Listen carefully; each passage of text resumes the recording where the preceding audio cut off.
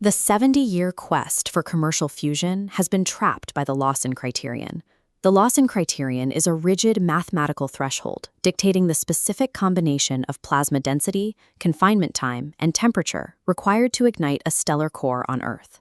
Magnetic confinement fusion attempts to solve this equation by maximizing confinement time and temperature. Magnetic confinement fusion, or MCF, uses powerful magnetic fields to trap a low-density, 100 million degree plasma. However, this approach struggles with extreme magnetohydrodynamic instabilities, where the plasma behaves chaotically and damages the reactor walls. The alternative is inertial confinement fusion. Inertial confinement fusion, or ICF, uses highly synchronized lasers to rapidly crush a tiny fuel pellet. This optimizes for ultra-high density, but the process suffers from extremely low energy drive efficiency and violent nonlinear shock physics. Both methods attempt to control a chaotic plasma. A third pathway bypasses the plasma state entirely by utilizing a rigid, solid-state metal crystal as the primary containment vessel. This is lattice confinement fusion. Lattice confinement fusion, or LCF, traps nuclear fuel inside the atomic structure of a metal. Recent experimental breakthroughs at NASA's Glenn Research Center have validated this framework, moving it from theoretical speculation to empirically observed nuclear physics. Trading chaotic, high-temperature plasma for a static, solid-state metal crystal alters the thermodynamic barriers to nuclear fusion. When a metal crystal, such as erbium, is saturated with deuterium gas, it naturally achieves an ultra-high fuel density. The fuel packs into the microscopic gaps of the metal, creating a density of 10 to the 23rd power ions per cubic centimeter, nearly a billion times denser than a tokamak plasma. This is a 3D topological map of the modified Coulomb potential equation. It demonstrates the principle of electron screening. In a metal host, a dense sea of conduction electrons actively suppresses the repulsive positive charge of deuterium ions. The extent of this suppression is governed by the Thomas Fermi screening length, a metric that calculates how quickly an electric field decays inside a dense electron cloud. Because this barrier is artificially depressed, deuterions do not require massive thermal kinetic energy to collide. They can simply slip through the lowered barrier via quantum tunneling at kinetic energies of just a few kiloelectronvolts. The limitation of the lattice confinement framework lies in its reaction volume. While the fuel is incredibly dense and the barrier is lowered, the baseline rate of these quantum tunneling events is too sparse to generate net electrical power. The solid-state lattice successfully solves the constraints of density and confinement. To force the reaction rate to commercial levels, the system requires a powerful external catalyst. The necessary catalyst is a high-intensity flux of negative muons injected directly into the lattice.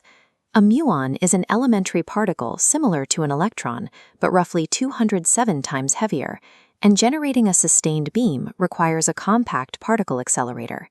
This diagram shows the scale difference between standard and muonic atomic orbitals.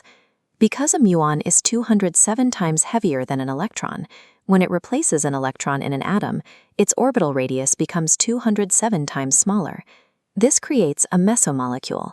A mesomolecule is a compact molecular structure where a muon binds a deuterium and tritium nucleus tightly together.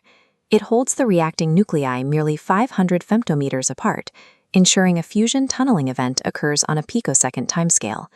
The efficiency of this process is governed by the alpha sticking limit. This is the probability that after fusion, the muon fails to eject and instead gets permanently trapped orbiting the helium alpha ash. This poisoning occurs roughly 0.8% of the time. Producing a single muon costs up to 8 gigaelectronvolts of energy. Because the muon gets stuck after an average of only 125 fusions, the total energy released by those fusions is far less than the energy required to create the muon. The system operates as a massive net energy sink. The catalytic speed exists, but unless a mechanism can physically unstick the muon from the alpha ash, the particle is useless for commercial power generation. The solution relies on injecting macroscopic kinetic energy into the target system to force a change in microscopic quantum sticking probabilities. This kinetic energy is delivered by firing a 10 to 50 gram projectile from an electromagnetic railgun directly into the muon-saturated metal lattice. A hypervelocity strike exceeding 5 kilometers per second generates a megabar shockwave that propagates through the lattice, governed by Rankine-Hubaniat relations. These relations are mathematical equations that describe the discontinuous state of matter, pressure, and density immediately behind a propagating shock front. This 2D plot maps the effective muon sticking fraction against impact pressure. The extreme shock pressure crushes the electron shells, forcing the target material into a warm, dense matter phase. Warm, dense matter is an extreme state characterized by hyperdensity and high electrical conductivity, causing the sticking probability to drop sharply.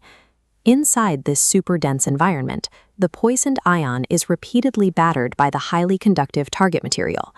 The physical collision frequency is so severe that it tears the muon free, allowing it to flash back to an active state and catalyze again. Kinetic shock acts as the master control variable.